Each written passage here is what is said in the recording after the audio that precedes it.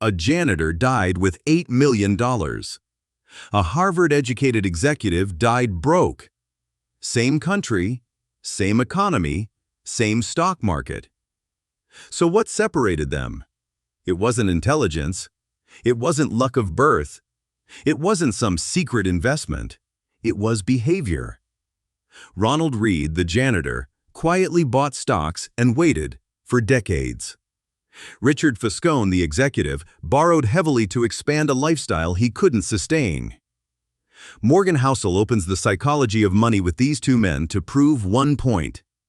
Doing well with money has little to do with how smart you are, and a lot to do with how you behave. Here are the 5 lessons from this book that can quietly change your financial life.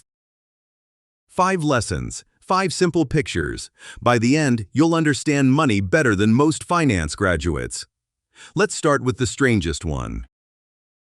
Your grandparents keep cash under the mattress. Your friend gambles his paycheck on crypto. Both look crazy to you. But here's the thing. No one is actually crazy. Everyone makes money decisions based on their own unique experience of the world. If you grew up during high inflation, you distrust cash. If you came of age in a booming stock market, you trust stocks more than someone who started investing in a crash. Housel puts it this way. Your personal experience with money makes up maybe 0.000001% of what's happened in the world, but maybe 80% of how you think the world works. Part to port query you related. Pirating de televisões of practically mutated to questions. So the lesson is humility. When someone makes a money decision that looks insane, they're usually not stupid. They're answering a different question than you are. And that means the flip side is true too. Your own money instincts are not universal truths. They're just your history talking. Which raises a question. If our instincts can't be trusted, what actually separates winners from losers? Mostly something nobody wants to admit. Bill Gates went to one of the only high schools in the world with a computer in 1968. 1 in a million odds. His close friend Kent Evans was just as brilliant, just as driven, and died in a mountaineering accident before graduating. Same intelligence. Same ambition. Opposite outcomes. That's luck and risk. 2 forces that shape every financial life and that we systematically ignore. When we succeed, we credit our skill.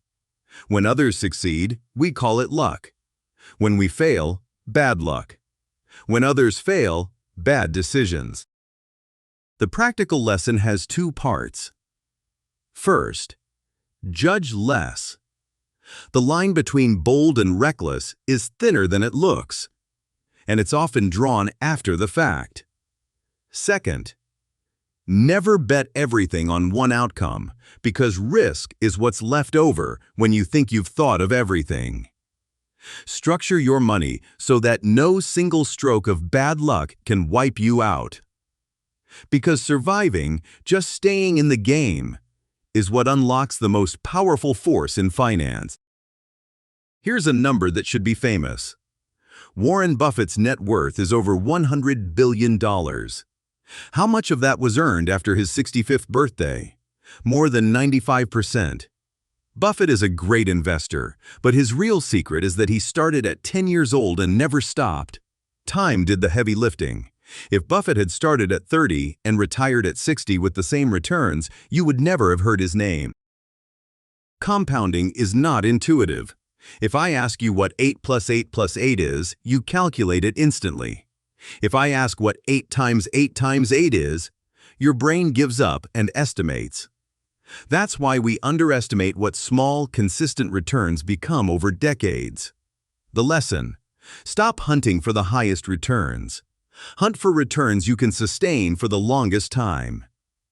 Good investing isn't about earning spectacular returns.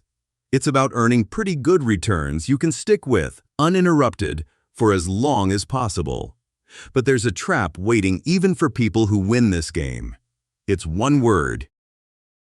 Rajat Gupta ran McKinsey and sat on the board of Goldman Sachs. He was worth $100 million. But he wanted to be a billionaire. So he traded on insider information, got caught, and went to prison. Bernie Madoff had a legitimate business earning tens of millions a year. Not enough. He built the largest Ponzi scheme in history. These men risked everything they had for something they didn't need. Why? Because the goalpost kept moving. Modern capitalism is brilliant at two things: generating wealth and generating envy. The ceiling of social comparison is so high, no one ever reaches it. There will always be someone richer.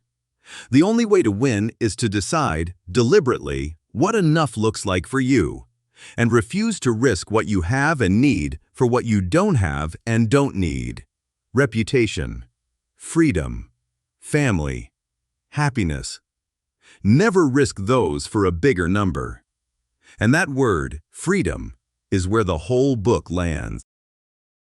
Ask people what they want from money, and they'll say a house, a car, a vacation.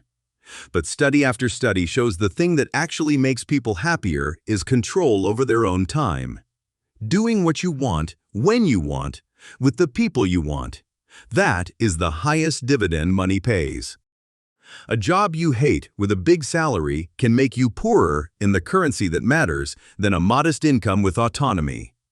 House calls this the freedom dividend, and it reframes every financial decision. Every dollar you save isn't just money. It's a piece of your future time you're buying back. Savings with no goal attached isn't wasted. It's stored freedom. So don't just ask, what can this money buy?